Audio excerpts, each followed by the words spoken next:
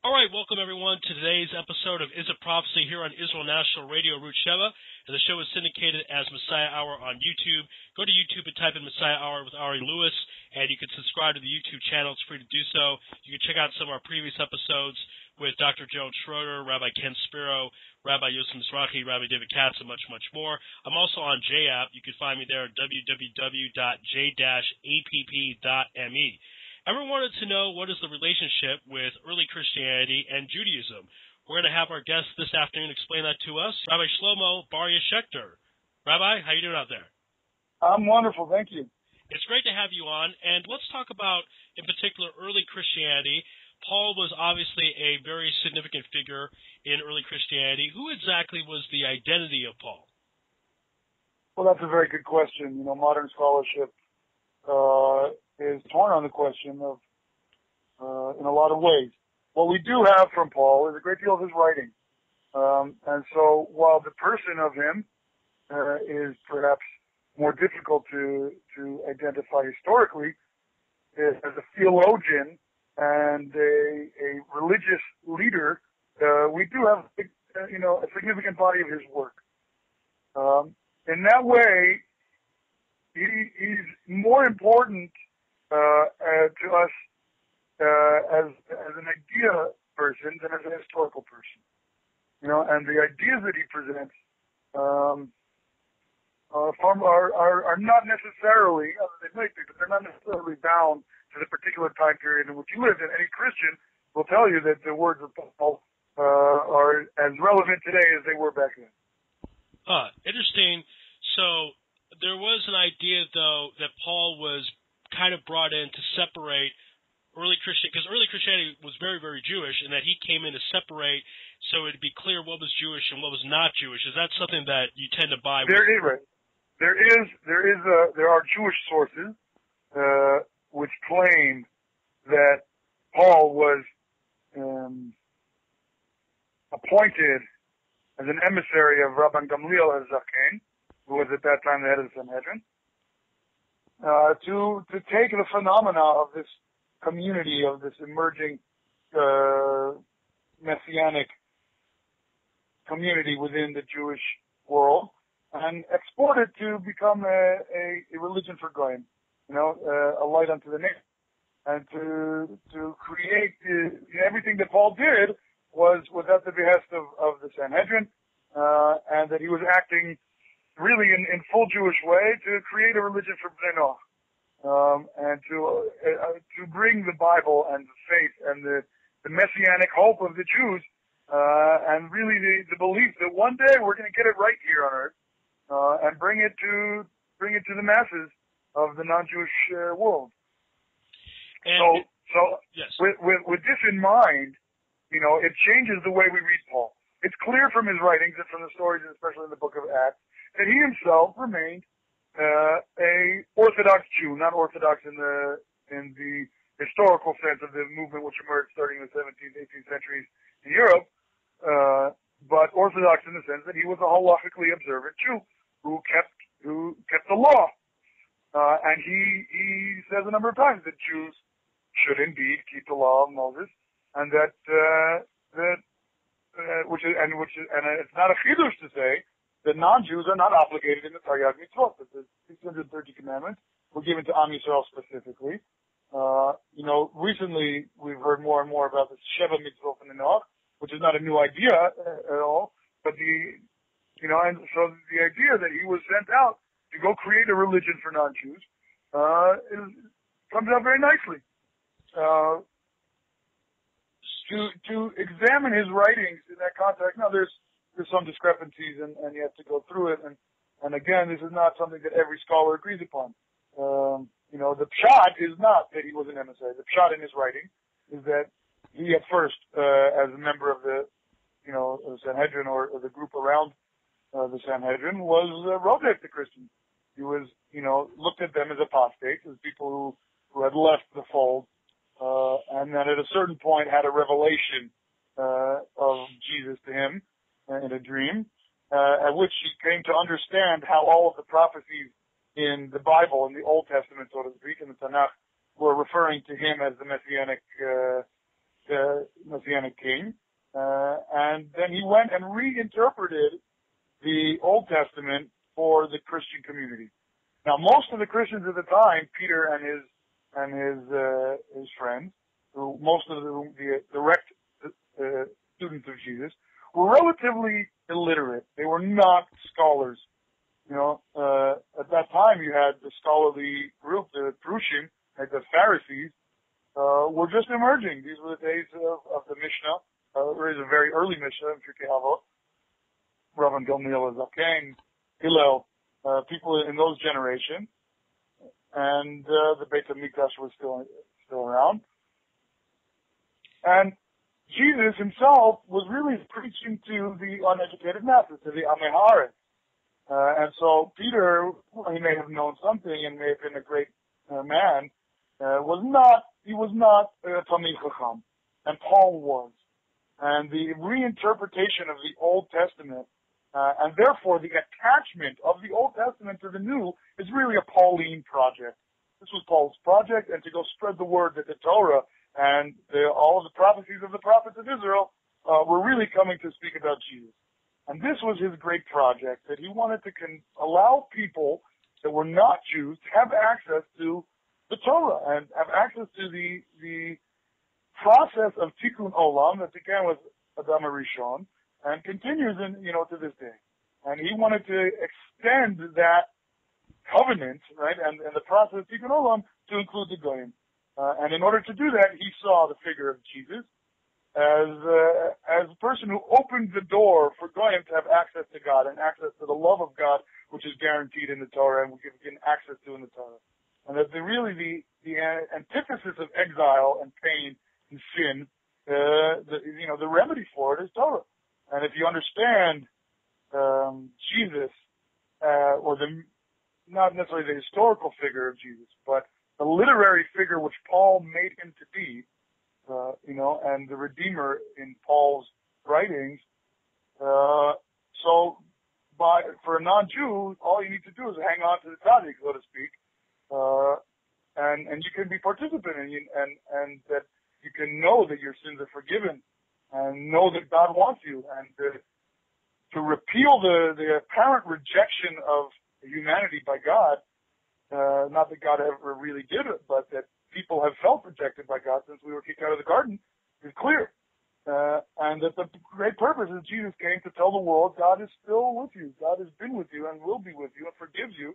And all you need to do is open your heart and allow him to love you, and you will be loved. And then in love, which is pretty cool.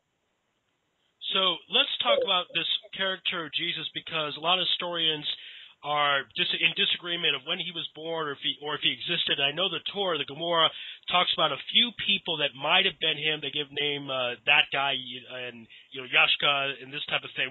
What exactly is your tell us the different opinions about if he existed or who he was and this type of thing. There are a number of different things, like you mentioned. There's old texts in the Gemara, and people identify, and there's a great deal of biblical criticism and scholarship about if any of these people is generally referring to Jesus or not.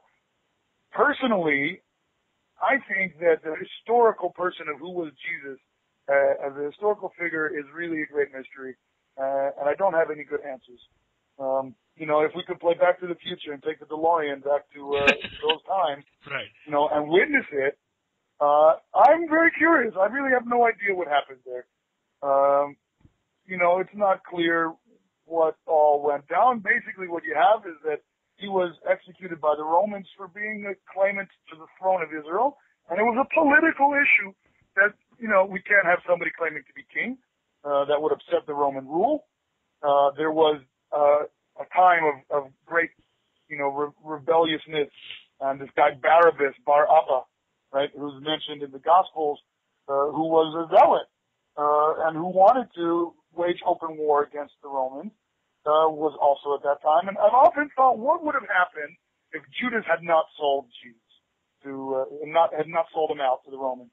And if he would have, in the morning, on Pesach morning, when everybody was going to the Beit HaMikdash, started preaching, and then when they would have released the prisoner, because Jesus, wouldn't have been there, they would have released Bar Abba, and then you have somebody claiming, who himself just claimed to be Ben Adam, son of man. The son of man is Ben Adam.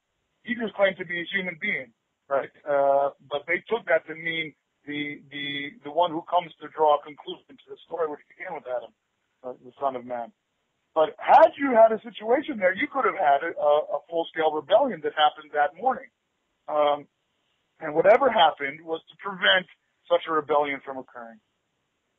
The actual teachings of Jesus as recorded in the New Testament are far more precious than the historical mystery. And because moreover than a historical figure, Jesus is a literary figure. He exists in the Gospels, he exists and for people who believe in him, he exists still in the world and as a real person, that not just in books, but in the same way that we Jews, have a book that we believe to be true, and that the people in it are not only characters in a book, they are also our actual ancestors. So, the living nature of the Torah, and that the Torah Shebe'al Peh, so to speak, is still alive. That the story is true, and we still live in the same world, in the same paradigm as those books.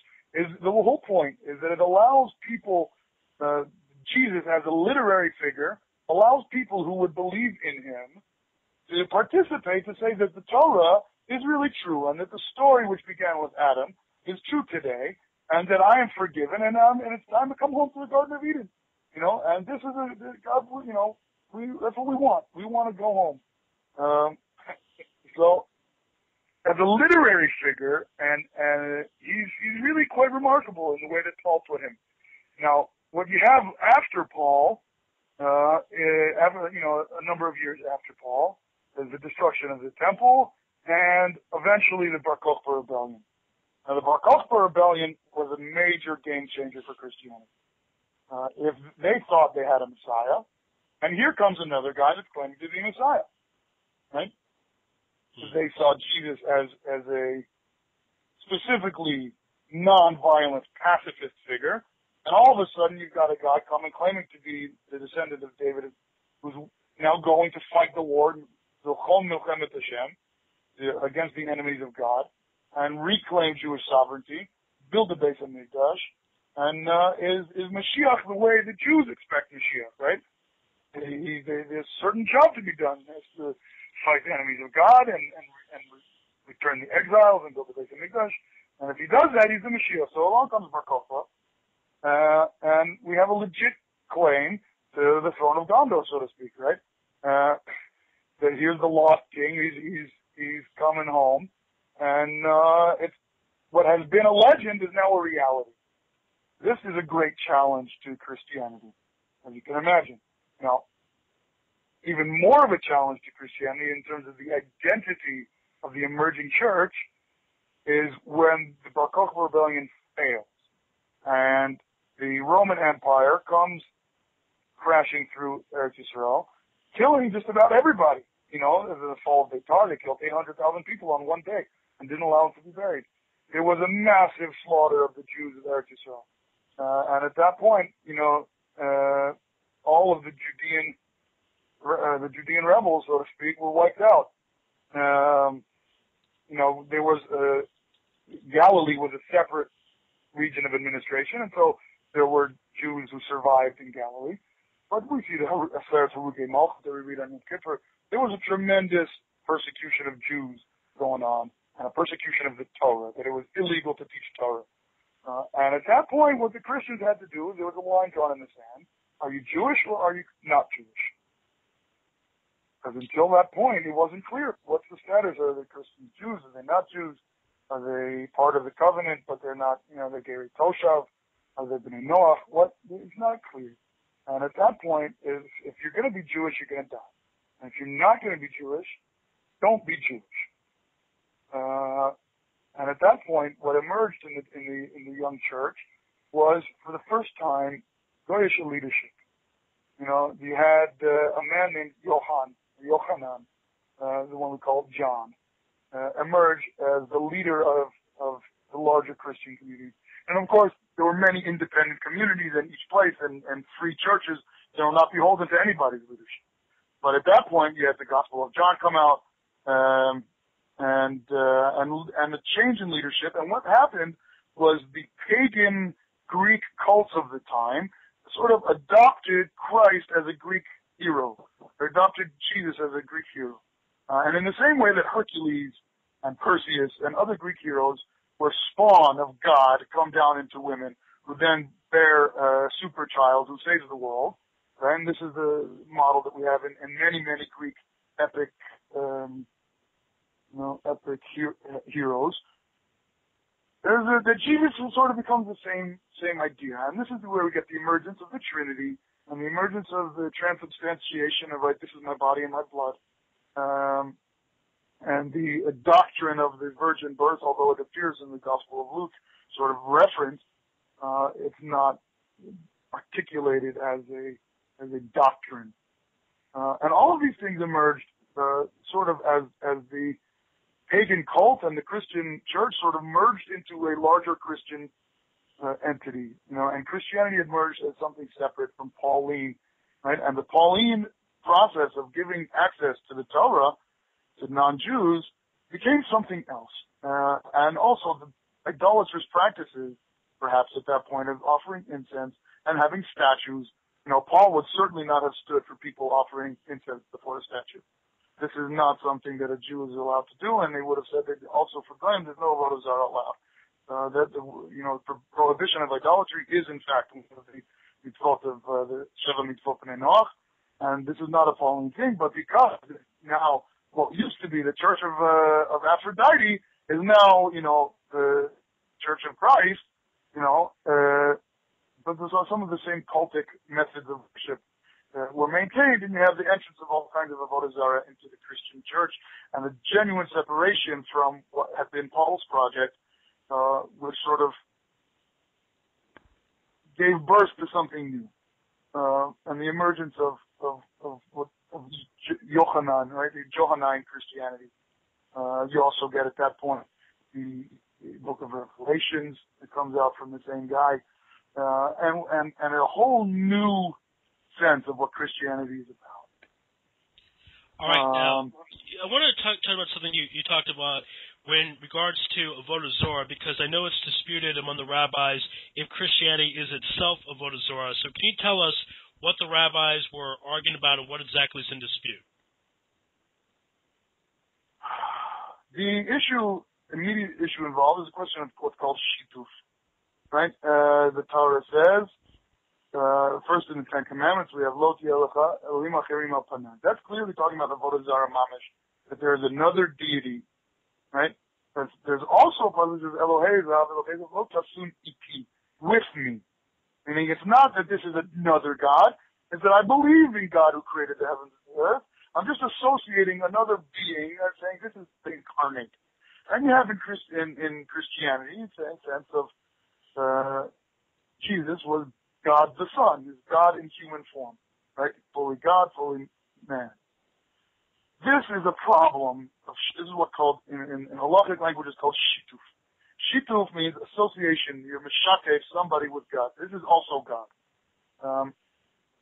Shituf is prohibited as a form of avodah zarah for Jews. The question arises as whether or not shituf is permitted for non-Jews, meaning that the rules of idolatry which apply to non-Jews as part of the Sheva mitzvot b'nei Noach are not necessarily all the same rules which apply to Jews as part of the prohibitions of avodah zarah for Jews. Or maybe they are. And the question of whether or not shituf is prohibited for a ben Noach is a machloket amongst medieval scholars, amongst the Rishonim. And you have some opinions that say, yes, it is shituf. Shituf is in fact avodah zarah. This is the position of the Rambam, who of course lived with Muslims and not with Christians, and was the doctor of Salah ad-Din who was fighting in the Crusades against the Christian world. So for them to suggest that the Christians were in fact pagans, were of the avodah zarah, may have political overtones as well. But as a halachic opinion, it's certainly valid to suggest that shituf, associating somebody else, a human or another being, a creation, with God, is avodah zarah. You can't do that. It's puzzle. Right? So in that situation, Christianity becomes problematic. On the other hand, you have Shitat Rabbeinu Tam, who of course was amongst Christians, spoke highly of both Peter and Paul, perhaps also for political reasons. There is this tradition that he actually met King Richard the Lionheart, which is interesting, right? The Rambam was with Salah ad-Din and that Rabbeinu Tam there, and certainly you have, in that generation, that's the generation of Robin Hood, right? That King Richard went to go fight against Salah ad-Din. Meanwhile, the throne of England was usurped by John. Part of John's policy was changes in relationship to loans with the Jews in order to solidify his throne. He had taken great loans from the Jews and then was in big trouble and started to make trouble for the Jews by not repaying their loans or forgoing the interest. Saying that all debts paid to Jews cannot have interest, etc. Which, as the King of England, he tried to use his power in that way. And then the Jews switched sides, like, oh yeah, you're gonna mess with us, okay. And then the Jews helped to actually get King Richard out of captivity in when he was captured in I think it was Austria. So the Jews did play a role in over there, and Rabbeinu Tam sort of was an ally of the Christians, and he, in his halachic opinion, suggests that shituf, while it's prohibited for a Jew, is acceptable. And if they accept God as the creator of the heavens and the earth, and God is the giver of the Torah and the one who chose the Jews and took them out of Egypt, that for them to associate with him, while it may not be, correct, is not necessarily prohibited and doesn't make their religion pasul. Nevertheless, you do still have the practical issues of offering incense to statues, which nobody allows, even for non-Jews, and you have difficulties with that both in the Catholic Church, some places, but certainly in the Orthodox Church, where they have a lot more cultic practices, some of which, or all of which, was sort of taken from the Avodah Beit HaMikdash and modeled after the Avodah Beit HaMikdash, which is precisely what makes them prohibited, right? That the Arba Avot of Avodah Zarah, of what we did in the temple, you're not allowed to do outside of the temple. And that's part of the way Hilchot Avodah Zarah are structured.